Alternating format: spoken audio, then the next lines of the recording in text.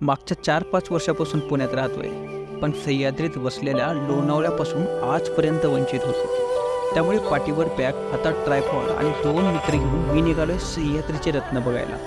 तर पाहूया त्या ब्लॉगमध्ये या रत्नाचा छोटासा भाग.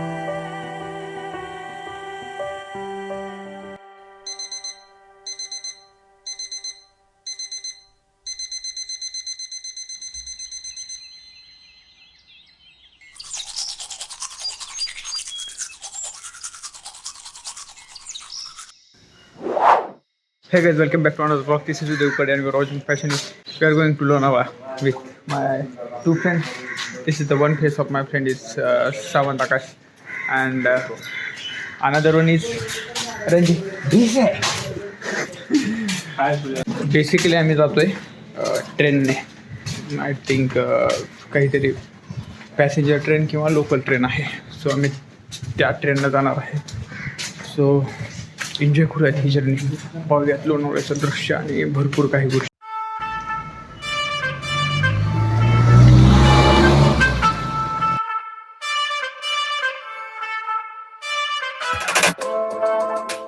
हे माझ्या मागे पुण्याचं शिवाजीनगरचं मेट्रो स्टेशन आहे.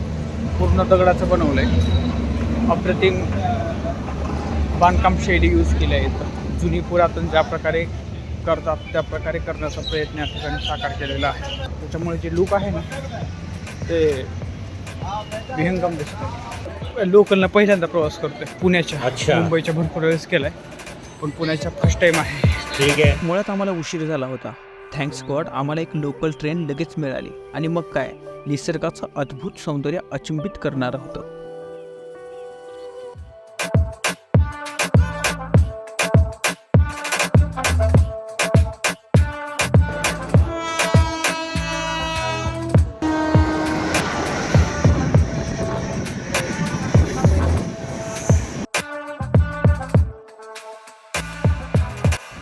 भुशी डॅमकडे चाललो आहे आम्ही. सध्या लोकलमधून उतरल्या आता इथून मे बी ॲटो आहेत. मुळात मी पण पहिल्यांदाच आलो आहे. सो मला तितकी इन्फॉर्मेशन नाही आहे प्रॉपर. सो पाहूयात काय आहे. येता क्षणी ॲटोमध्ये बसलो भुशी डॅमला जाण्यासाठी आणि निघालो Bhushi डॅमकडे.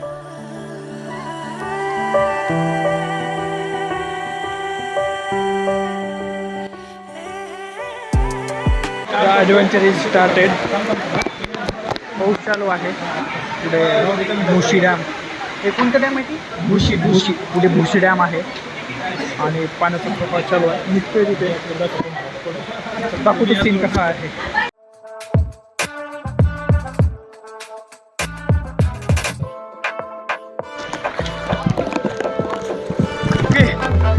I am safe right now. हे पोरं अजून छत्रीत घेऊन येत आहेत. मी भुशी डॅम इथे पोहोचलो.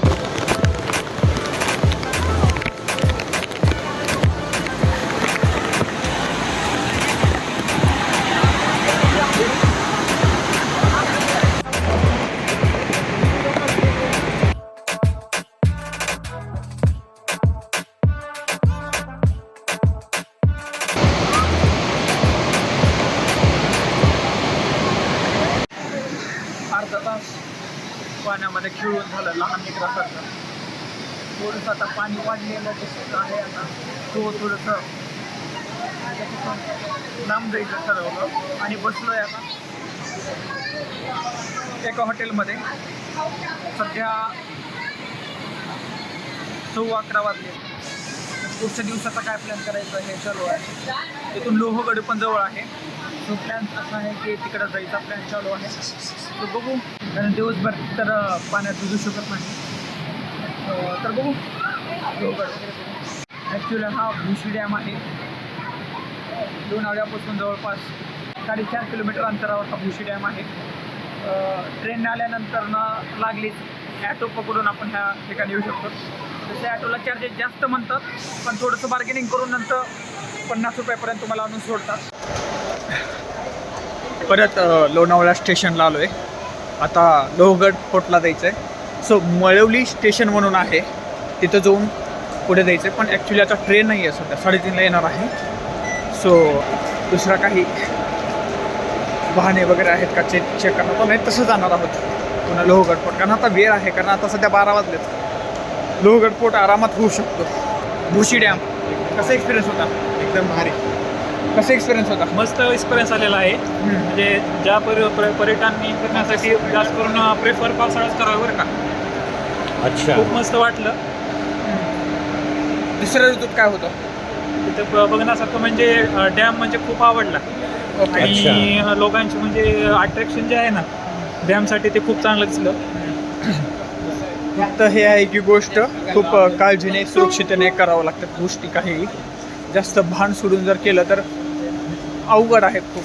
होताचं नव्हतं पण होऊ शकतं. जोशमध्ये होश ना खो बैठे हो असं पण न व्हायला पाहिजे.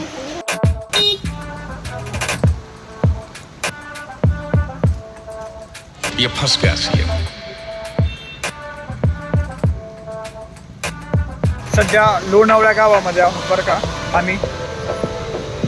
आणि दुकान बघा पूर्ण दुकानामध्ये शिरलेत.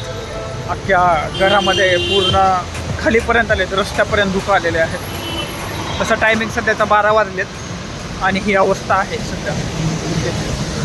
सो मस्त सिटी मस्त दिसते तशी. तसं लोणावळ्याला एक चक्की फेमस आहे, ती घेतली आहे. आणि टमटममध्ये बसलो. पहिल्यांदा पुढे एकटा होतो, नंतर 2 आणि नंतर 3. नशीब अजून कोणीतरी आलं नाही, अदरवाईज मलाच टमटम चालवावा लागला असतो.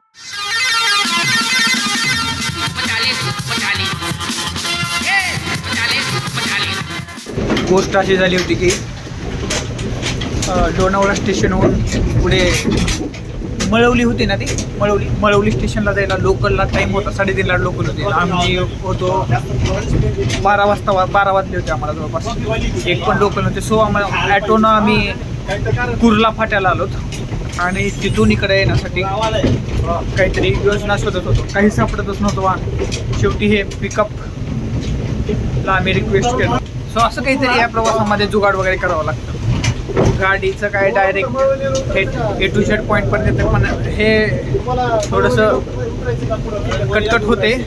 पण ही एक वेगळीच मजा आहे. अचानक कुठेतरी लिफ्ट मागणं, काहीतरी जुगाड करणं, दुसऱ्या गाडीने येणं. फक्त बार्गेनिंग स्किल वगैरे अशा गोष्टी यायला पाहिजेत.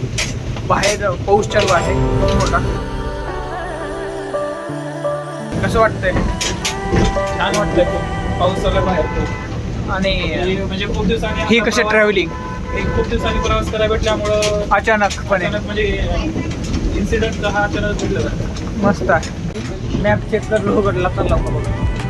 तसं थोडा लेट झाले, थोडंसं लवकर आलं तसं बेटर असतं. कधी पण गर्दी नसते फोटोशूटला किंवा ब्लॉगिंगला वगैरे. सह्याद्री म्हटलं की आपल्या डोळ्यासमोर येते गडकोट किल्ले, उत्तुंग शिखरे.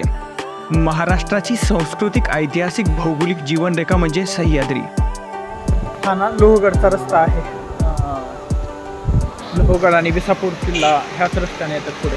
इतर डोंगरामध्ये वगैरे मस्त झरे सुटलेले आहेत. तो दृश्य मस्त आहे इथे. असे पिकअप पकडलंय समोरचं. सो ह्यात चाललोय. पुढची सीट मला लागते मुद्दाम शूट करायला वगैरे. सो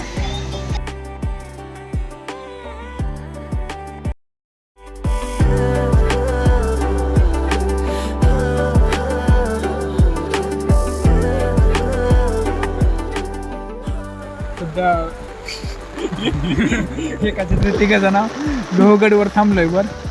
आणि खाली इतकं धुकं झालं ना, दाखवतो मी व्ह्यू दाखवतो. मुळात मोबाईल बाहेर काढणं म्हणजे थोडंसं मुश्किलच. मोबाईलला आमंत्रण देणं आहे. सो मोबाईल जास्त बाहेर काढत नाही, त्याच्यामुळे जरा व्ह्यू वगैरे तिथे येणार नाही. असली कॅरी बॅग वगैरे घेतलं होतं. हे मोबाईल ठेवण्यासाठी हे काही कामाचे नाही.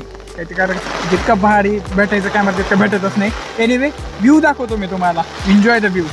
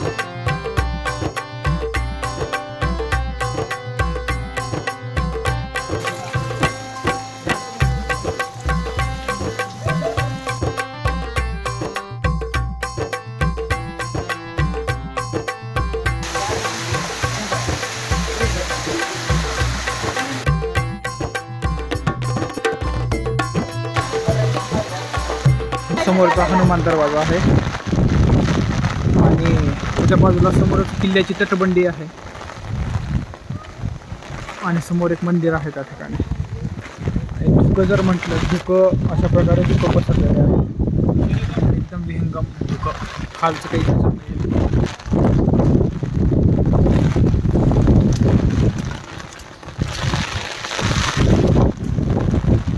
आज पाऊस भयंकर होता, सो किल्ला पूर्णपणे पाहता आला नाही. उर्वरित भाग नंतर कधीतरी, कारण निसर्गाला आपण चॅलेंज देऊ शकत नाही.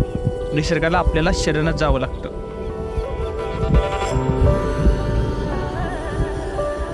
याच कारणाने पाऊस सुरू झाला की आपल्या लाडक्या सह्याद्रीकडे धाव घ्यावीशी वाटते.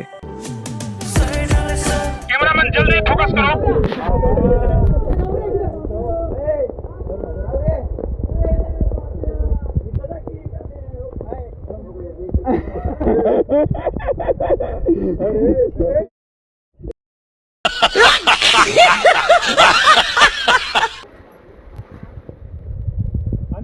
हां हां, ओके ओके.